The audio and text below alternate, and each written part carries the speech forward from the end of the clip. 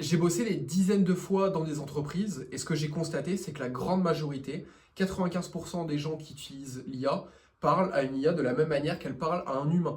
Dans cette vidéo, je vais t'expliquer exactement quels sont les points extrêmement importants au niveau du prompt engineering qui va te permettre d'optimiser tes prompts, de mieux comprendre la structure, la communication, l'approche qu'il faut avoir pour pouvoir faire des prompts, pour que tu puisses gagner du temps, de l'argent, de l'énergie en faisant des prompts qui ont beaucoup plus de sens et en ayant des outputs qui sont tout simplement de meilleure qualité. C'est une vidéo qui va s'apparenter comme pas mal à du prompt engineering, mais plus dans une qualité d'approche différente, parce que la plupart des gens confondent la communication entre une IA et une automatisation, et une IA et un humain, parce que le modèle est absolument différent. Voilà, parce que nous, on est câblé d'une certaine manière avec des neurones. Une intelligence artificielle n'a pas de neurones. Par contre, ceci dit, elle a des sortes, entre guillemets, de sortes de réseaux neuronaux avec des informations et entre guillemets le cerveau est différent. Bref, dans cette vidéo, je vais te partager donc 1, 2, 3, 4, 5 points importants qui vont te permettre en fait de changer ton approche d'utilisation de l'intelligence artificielle. Premièrement, donc voilà, comme je l'ai expliqué dès le début, les gens font l'erreur de traiter l'IA comme un humain. Il faut savoir qu'une IA et un humain fonctionnent différemment. Le cerveau humain, lui, du coup, il va avoir plutôt une pensée donc, qui est séquentielle, adaptive, donc intuitive. Donc nous, on a une sorte de... Voilà, en tant qu'humain, on a une intuition. Chose que, par exemple, une IA n'a pas. Voilà. On ne sait pas exactement comment Enfin, on ne sait pas exactement comment vient l'intuition. Par contre, on peut la représenter de manière algorithmique. Ce qui fait que l'IA a une perception de l'intuition, tout comme elle a une perception de la conscience. Chose que nous, on peut avoir, mais qu'une IA ne peut pas avoir. Donc ça, c'est voilà, c'est quelque chose de factuel, c'est comme ça qu'on fonctionne. D'une certaine manière, on a du coup forcément une mémoire qui est limitée, on a un niveau d'énergie qui est limité, on peut tomber malade, on a des émotions, on peut être impacté émotionnellement dans notre vie, donc avoir entre guillemets des sortes de bugs, on peut appeler ça comme ça. Après, bon, ceci dit, les émotions, c'est aussi une feature. Euh, mais donc en fait, voilà, il y a ces points-là qui peuvent modifier notre perception des choses en tant qu'humain. Parce que voilà, on a des pensées séquentielles, machin, mais voilà, on est limité aussi également. D'un autre côté, en fait, le LLM, lui, il va avoir donc une prédiction de tokens et en fait va pouvoir fonctionner de manière statistique et probabilistique. C'est-à-dire qu'en fait, par exemple, quand je parle, là, du coup, j'utilise des mots. Donc voilà, il y a une suite de mots comme ça. Et en fait, on va comprendre les phrases que je suis en train de raconter, on va les comprendre de manière différente. L'IA, en fait, elle ne va pas comprendre les phrases que je vais faire. Ce qu'elle va faire, c'est qu'en fait, elle va utiliser ces mots, donc chaque mot que je vais utiliser, elle va les isoler, les mettre sous forme de numéros avec des sortes de tokens, et en fait, elle va comprendre les phrases et les requêtes que je vais faire par association. C'est-à-dire que tu imagines une sorte de grande sphère avec dedans tous les mots du monde. Donc voilà, tu as tous les mots du monde, de toutes les langues.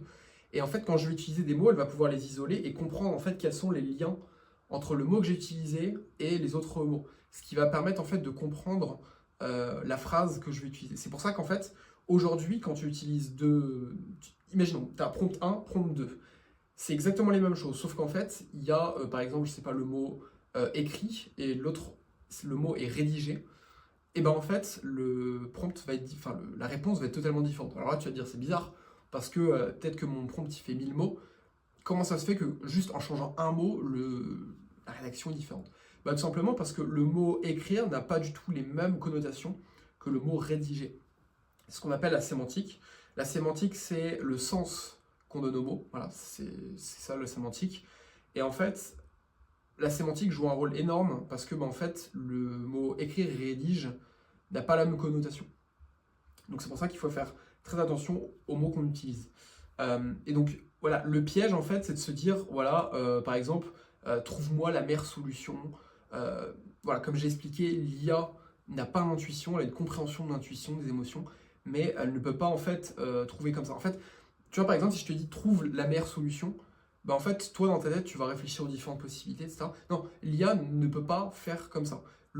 Entre guillemets, la formulation de phrase que tu vas pouvoir lui donner, au lieu de dire trouve la meilleure solution, c'est essayer d'identifier, de lister le nombre de solutions possibles. Voilà, voilà, telle source, telle source, telle source, telle source.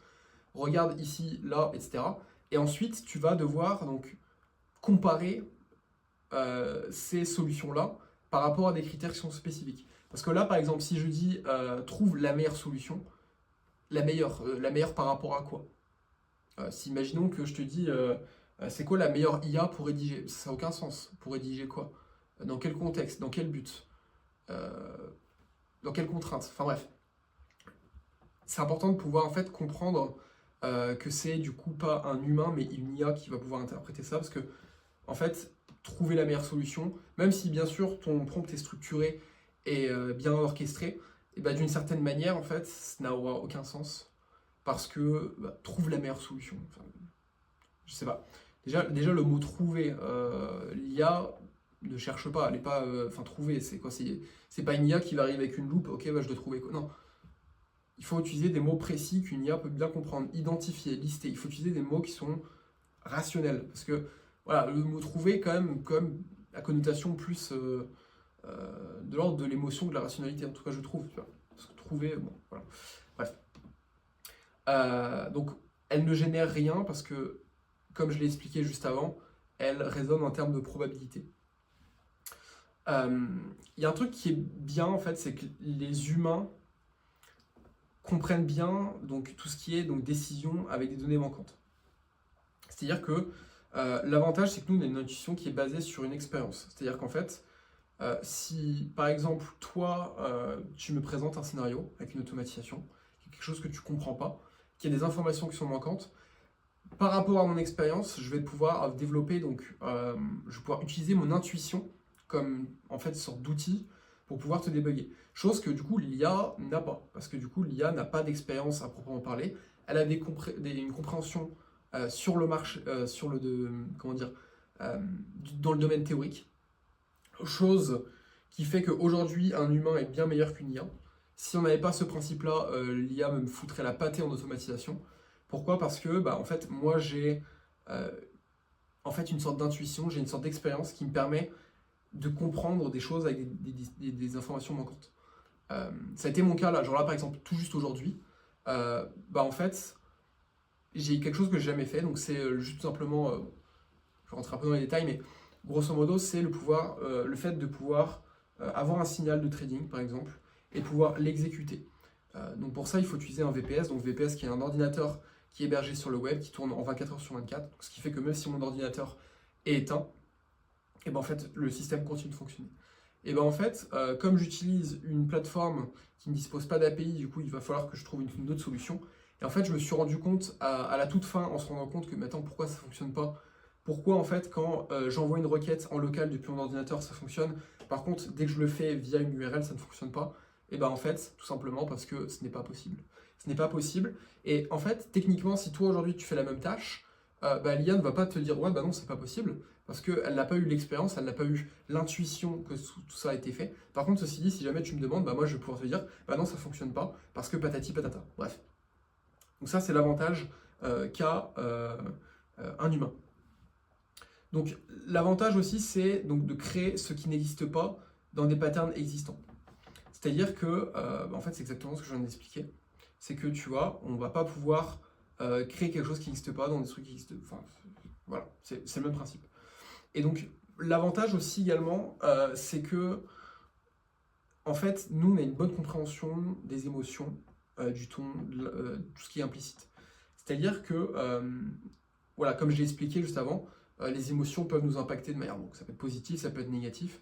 Mais l'avantage, c'est qu'en fait, nous, on a une compréhension de l'émotion, donc via de l'empathie, parce que du coup, parce que la plupart des gens, la plupart des humains ont de l'empathie. Et cette empathie-là nous permet justement de bien comprendre ces émotions-là. Chose qui, on verra par la suite, n'est pas le cas tout simplement avec des IA. Donc ça, c'est les avantages d'un humain. L'avantage d'une IA, c'est qu'en en fait, elle a une capacité d'analyse qui est bien supérieure à celle d'un humain. C'est pour ça qu'aujourd'hui, on utilise beaucoup des IA. C'est-à-dire que là, aujourd'hui, si imaginons que je te donne un livre comme ça, bah en fait, tu vas passer beaucoup de temps à le lire, ok, à lire les informations, les envoyer à ton cerveau pour ensuite les interpréter, essayer de comprendre ce qui est expliqué, pour pouvoir ensuite, par la suite, une fois que tu as fini le livre, pouvoir le transcrire. Ça, une IA le fait beaucoup plus rapidement, parce que tu lui files le transcript, le bouquin, bam, en fait, elle est en capacité de pouvoir à tout analyser en une fraction de seconde, chose qui est vachement pertinente, parce que là on est sur une logique de rapidité. Ceci dit, bien sûr, il y a la qualité qui se pose du coup, parce que là du coup on est sur une logique, niveau rapidité c'est top, mais est-ce qu'au niveau de la qualité c'est aussi bien? Ça reste à discuter, parce qu'en fait un humain aujourd'hui qui comprend très bien un livre, qui l'a lu plus d'une centaine de fois, en fait restera meilleur qu'une IA. Pourquoi? Parce que, comme on l'a expliqué aussi précédemment, elle a une compréhension des émotions, compréhension du ton, développe une intuition, une expérience qui fait que du coup, les principes qui sont expliqués sont bien mieux interprétés. Donc voilà, là l'avantage en fait de l'IA, c'est surtout sur la capacité de vitesse. Mais donc, en fait, ce que ça signifie, c'est que là actuellement, j'ai expliqué des principes qui peuvent paraître bateaux. Oui, aujourd'hui l'IA est rapide, oui, l'humain a des émotions. Mais en fait, ce que ça signifie, c'est que, ce que ça sous-entend, c'est qu'en fait, aujourd'hui, on a une IA qui comprend bien la logique de vitesse, de quantité, mais derrière, il y a une énorme compréhension à faire au niveau de l'humain pour pouvoir comprendre la logique de qualité. C'est-à-dire qu'aujourd'hui, pour vraiment bien vivre dans le monde dans lequel on vit, il est super important. Et en fait, je pense que le principe même de la vie, ça s'adresse là-dedans, c'est brutalement comprendre les humains, brutalement comprendre les IA. Je pense qu'aujourd'hui, bien comprendre l'un des deux suffit pour être vraiment excellent dans son domaine. Mais comprendre les deux est absolument... c'est fin du game, quoi. Aujourd'hui, si tu comprends brutalement comment fonctionne une IA et vraiment bien comprendre comment fonctionne un humain, franchement, chapeau. Parce que là, aujourd'hui, une grande majorité des gens ne savent pas comment fonctionne une IA. Et d'une certaine manière, même moi, il y a des choses que je ne comprends pas, tout comme même les créateurs eux-mêmes ne comprennent pas ce qu'on appelle les boîtes noires. C'est-à-dire qu'il y a des zones d'ombre, il y a des choses qu'on ne comprend pas entre le moment où j'appuie sur la requête et j'obtiens le truc. Voilà. On comprend qu'en fait, il y a un système de ok, il y a des phrases, il y a les mots, il isole les mots, il les fout en token. Dedans, il y a une mind map géante avec des assimilations des mots.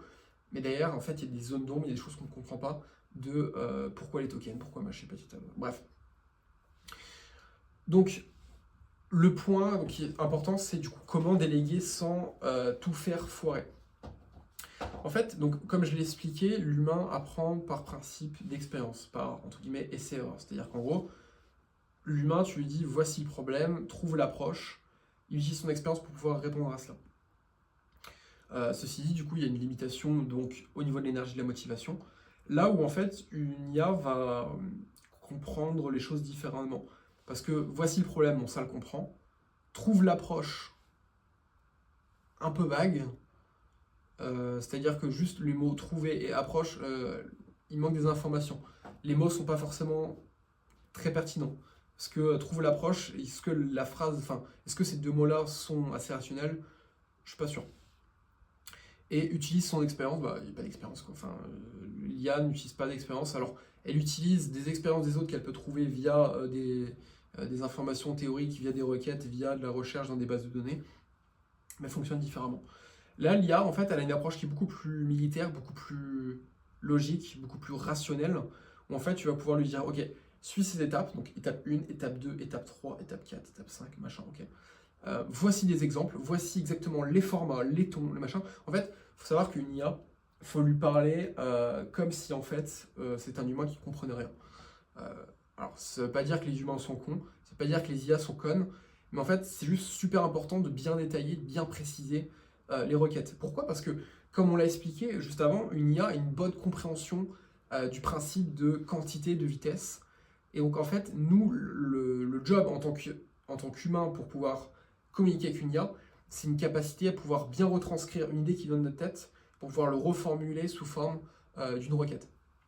Sachant qu'en plus, l'énorme quantité, le vrai travail, moi en tout cas dans le domaine de l'automatisation, c'est de prendre l'idée du client, comment l'adapter d'un point de vue numérique, d'un point de vue d'une automatisation.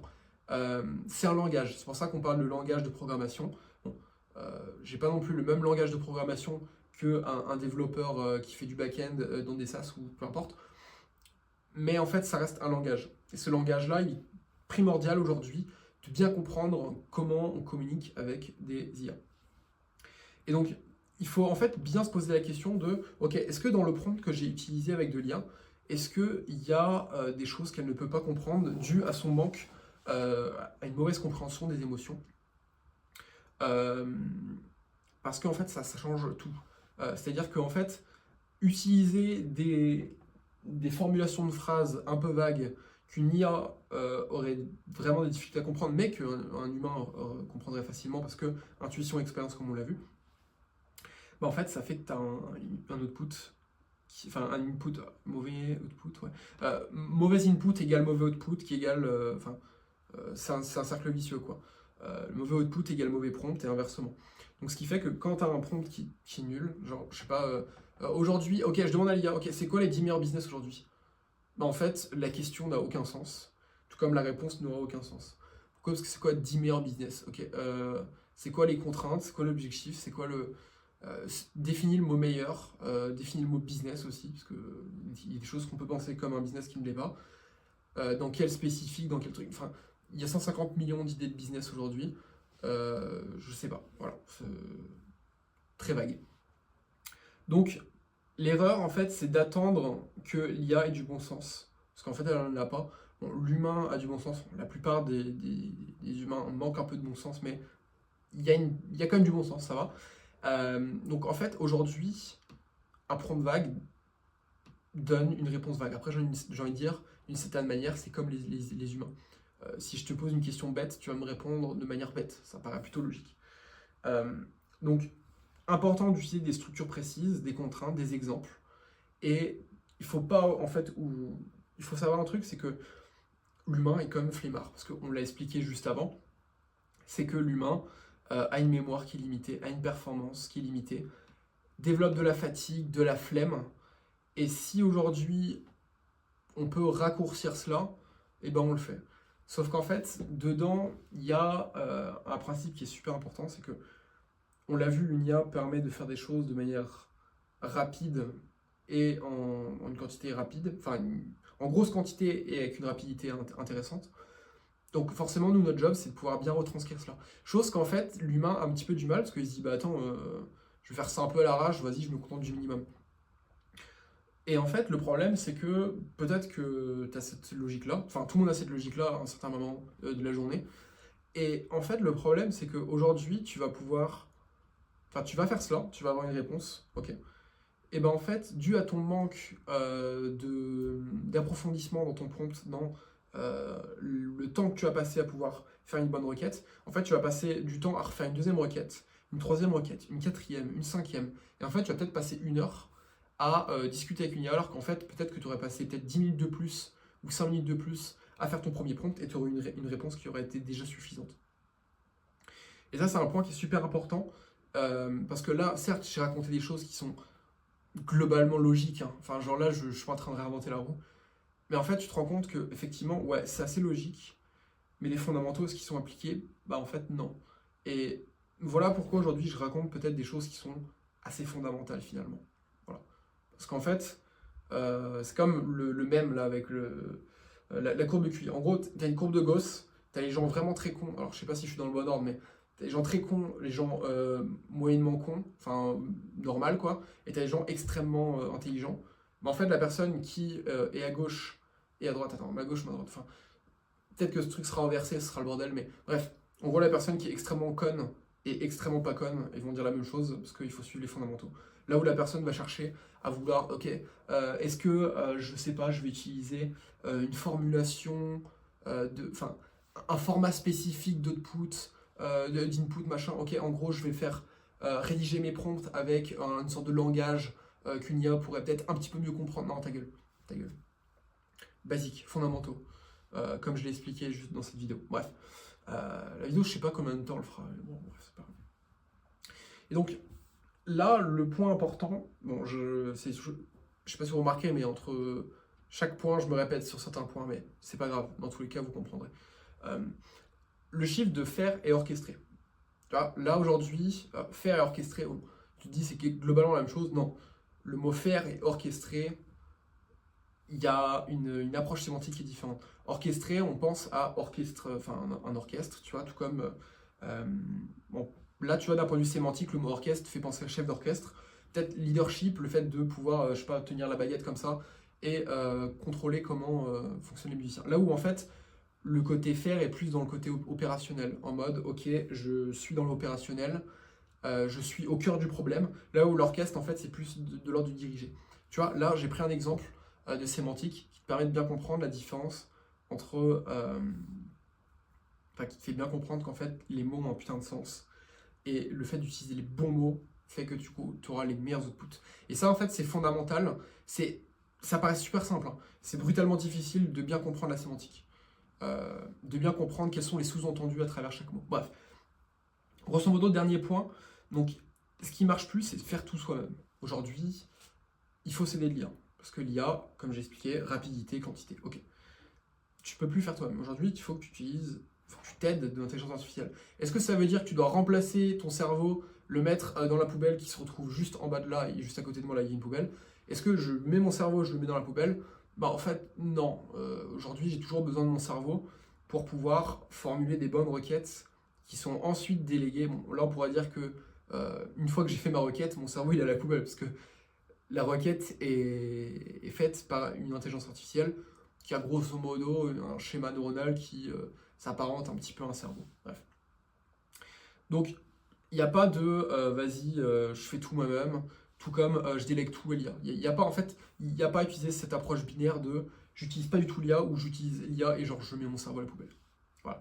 On parle beaucoup de binarité, j'utilise pas mal ce mot-là, mais il faut pas oublier que voilà, faut pas non plus être trop bête, quoi.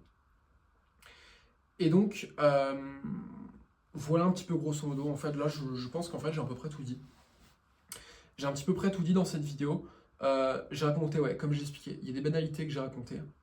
Mais en fait, toutes ces erreurs-là, enfin, tout ce que j'ai expliqué là-dedans, c'est des choses sur lesquelles, en fait, même moi, je dois travailler. Tout le monde doit travailler là-dessus. Tout le monde doit travailler là-dessus parce que la sémantique, c'est la base. Le fondamental du prompt engineering, c'est sémantique. La sémantique et compréhension de comment fonctionnent les LLM. Comprendre que oui, elles n'ont pas d'intuition, elles n'ont pas d'expérience, elles n'ont pas d'émotion, elles ont des semblants d'émotion, des semblants d'expérience, des semblants d'intuitivité. Mais il ne faut pas oublier qu'on parle à une IA et pas un humain. On parle à un humain différemment qu'on parle à une IA. Et ça, c'est tout l'enjeu en fait de cette vidéo. C'est tout ce que je voulais faire, c'est exactement le message que je voulais passer dans cette vidéo. On ne parle pas de la même manière à une IA, tout comme on parle à un humain.